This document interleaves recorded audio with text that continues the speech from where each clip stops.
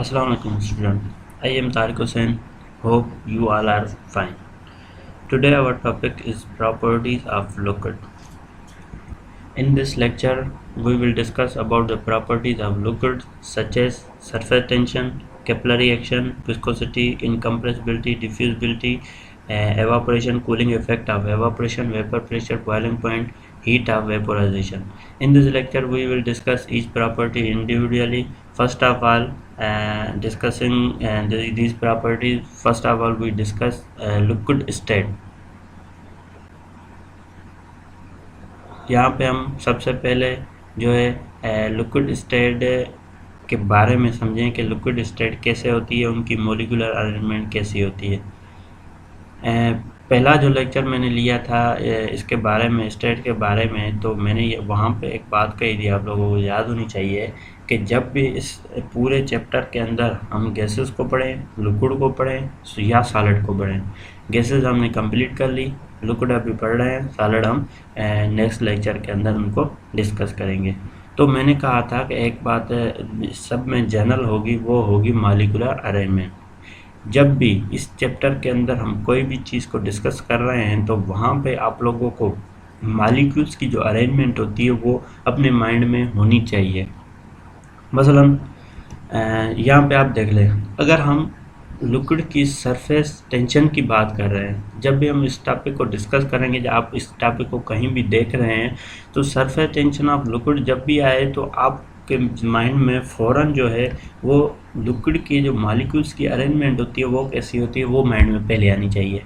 ठीक है, जब वो हमारे माइंड में होगी तभी हम जो है उसके लिए कोई डिसीजन ले सकते हैं, उसको समझ सकते हैं। ठीक है, उसके बगैर हमें ये चीज़ समझ में नहीं आएगी। तो इसीलिए सबसे पहले मैं जो भी टॉपिक यहाँ पे डिस्कस कर रहा हूँ, गैस कर रहा हूँ, लिक्विड कर रहा हूँ या सॉलिड कर रहा हूँ, तो सबसे पहले मैं उसके मॉलिक्यूलर अरेंजमेंट में बात करना चाहता हूँ। ठीक है, उसके लिए यहाँ पे लिक्विड की अगर बात करें तो डेफिनेट वॉल्यूम होता है। क्यों वॉल्यूम होता है? अगर गैस से इसको कंपेयर करना है। ठीक है, इन तीनों को एक दूसरे से जो कंपेयर करके रखना है, जैसा कि गैस है। ठीक है, अब गैस के मॉलिक्यूल देख रहे हैं कितने जो है वो स्पेस पे हैं, दूर दूर हैं एक दूसरे से। ठीक है, तो ये बहुत ज़्यादा स्पेस होता है गैसेस मॉलिक्यूल के अंदर, मगर लिक्विड मॉलिक्यूल के अंदर स्पेस इतना नहीं होता, बिल्कुल कम स्पेस होता है, मगर वो क्या होते हैं एक दूसरे के साथ इतने अटैच भी नहीं होते।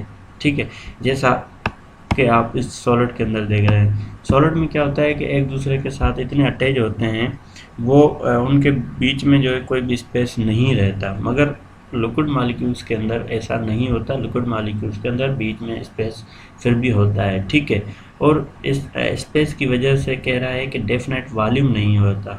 डेफिनेट वॉल्यूम इसका होता है, सॉरी गैस का नहीं होता। ठीक है, गैस का क्यों नहीं हो रहा था? क्योंकि इसके मॉलिक्यूल आपस में बहुत ज़्यादा दूर होते हैं, तो उसका कोई भी वॉल्यूम ऐसा नहीं आ रहा हमारे पास। तो डेफिनेट वॉल्यूम होता है, लिक्विड का भी होता है, सॉलिड का भी होता है, क्योंकि इसके मॉलिक्यूल एक दूसरे के करीब तो है कम से कम। उसके बाद दूसरी जो पॉइंट है यहाँ पे डिस्कस की गई है, not definite shape. It has not definite shape, इसके पास डेफिनेट शेप नहीं है। ठीक है, वॉल्यूम तो है मगर डेफिनेट शेप नहीं है। क्यों नहीं शेप नहीं है? क्योंकि इनके मॉलिक्यूल जो है, लिक्विड मॉलिक्यूल, वो आपस में अटैच नहीं है, जैसे सॉलिड के मॉलिक्यूल अटैच है।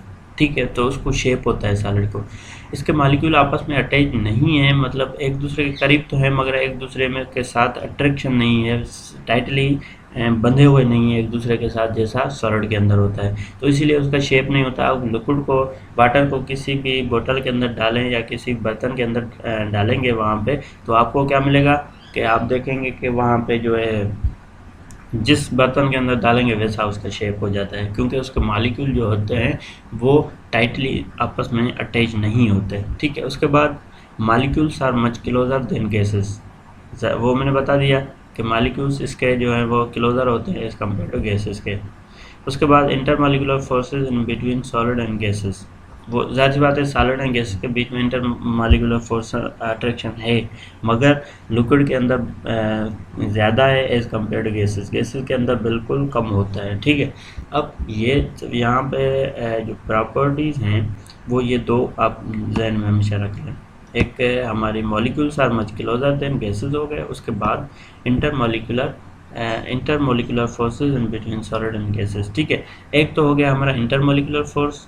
ठीक है। तो आपको पेपर के अंदर ये क्वेश्चन आ सकता है, पूछ सकता है यहाँ पे कि अगर हमारी गैस है, ठीक है, हमारी गैसेस हैं, तो गैसेस के अंदर हमारा सबसे पहले पॉइंट को लेते हैं कि मॉलिक्यूल जो है वो क्लोजर होते हैं या लिक्विड के अंदर होते हैं या सॉलिड के अंदर होते हैं। तो आप किसको टिक करेंगे? आप सॉलिड को बताएंगे कि सॉलिड के अंदर सबसे जो मॉलिक्यूलर होते हैं वो क्लोज होते हैं सॉलिड के ज़्यादा, उसके बाद लिक्विड के होते हैं और उसके बाद गैसेस के होते हैं, ठीक है। अगर हम दूसरी पॉइंट की बात करें तो intermolecular force in between solid and gases, तो all of these the intermolecular force between gases, liquid and solid. So first of all, the solid has more intermolecular force than gases and liquids. then liquid then जो है हमारी gases आ जाती हैं, ठीक है। तो ये थी मेजर लिक्विड स्टेट का मतलब समझने के लिए। अब मैंने बताया कोई भी आप आगे हम जो भी चीज़ यहाँ पे डिस्कस करेंगे लेक्चर के अंदर, स्लाइड के अंदर, तो आप लोगों को मॉलिक्यूल्स की अरेंजमेंट माइंड में ज़रूर लानी है, ठीक है, क्योंकि उसके बुनियाद पे आप उसको समझ सकते हैं, आप उसको सॉल्व कर सकते हैं। तो हम आ जाते हैं सबसे पहली जो प्रॉपर्टी है कि सरफेस टेंशन। सरफेस टेंशन क्या होता है? सरफेस टेंशन एक ऐसा फोर्स होता है जो मॉलिक्यूल्स, लिक्विड के मॉलिक्यूल आपस में एक दूसरे को अट्रैक्ट करते हैं अपनी तरफ, ठीक है।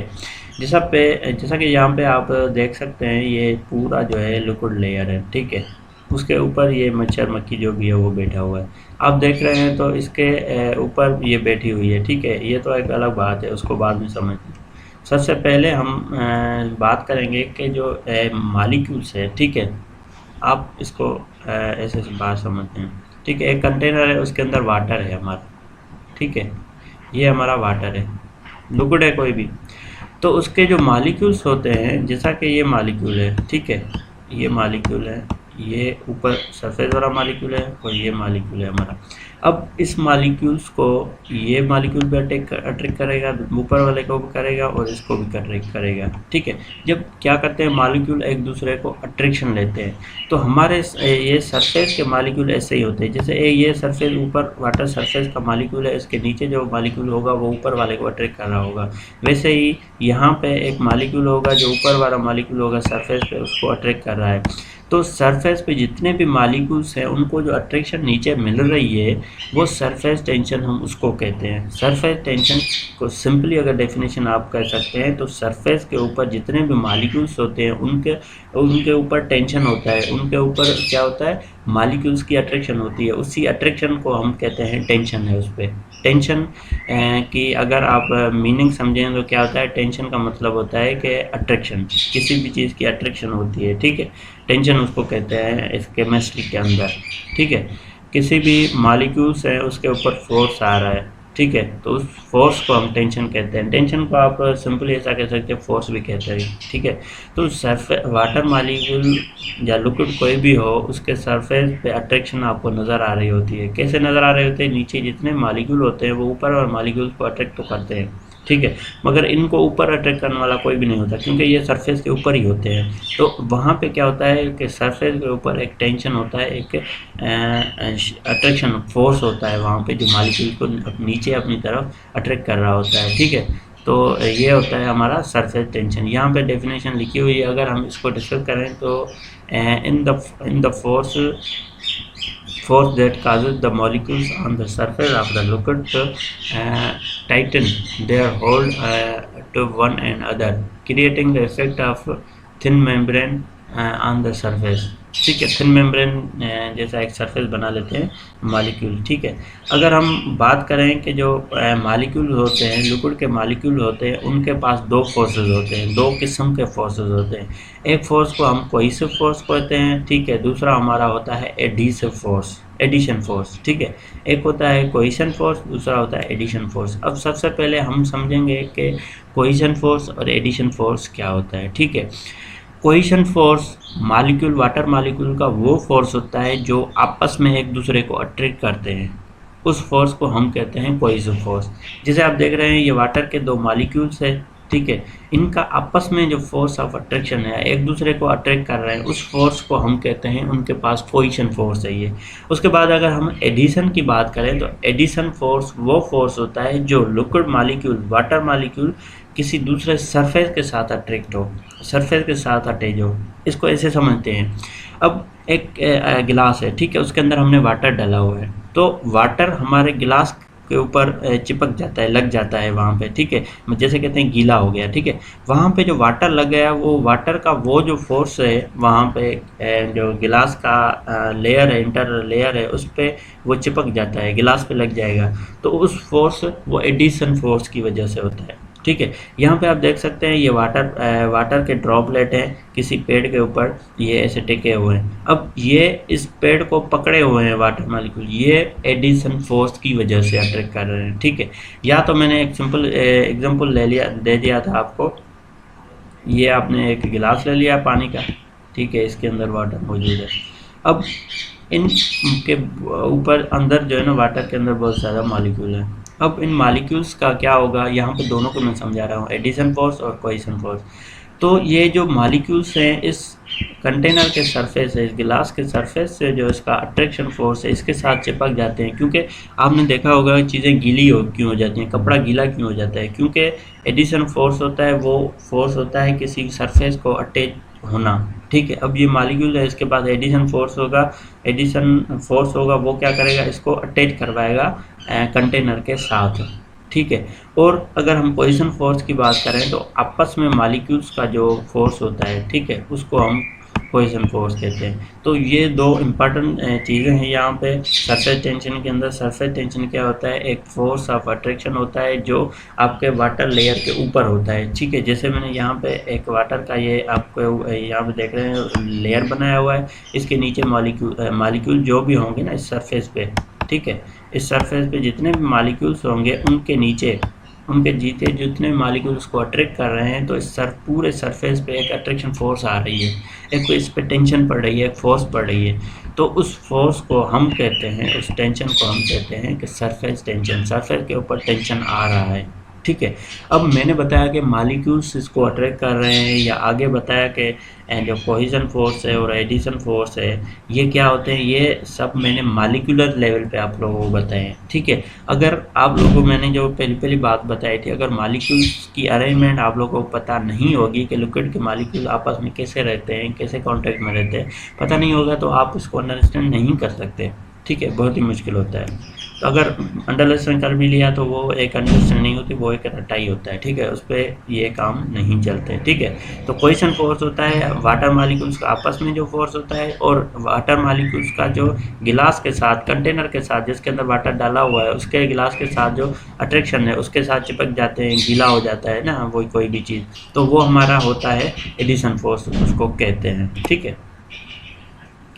तो यहाँ पे भी एक पिक्चर दी हुई है कि ये मॉलिक्यूल देख रहे हैं, ठीक है। अब ये देख लें, यहाँ पे सरफेस टेंशन मैं आप लोगों को बता रहा हूँ, ये सारे जो मॉलिक्यूल्स हैं वाटर के, ये सरफेस के ऊपर है, ठीक है, इनको सरफेस के ऊपर कहते हैं क्योंकि इनके ऊपर कोई भी और मॉलिक्यूल नहीं है। तो ये नीचे वाले मॉलिक्यूल होते हैं वो इसको अट्रैक्शन दे रहे होते हैं, देख रहे हैं नीचे वाले मॉलिक्यूल जो है ऊपर वाले मॉलिक्यूल को अट्रैक्ट कर रहे हैं नीचे अपनी तरफ।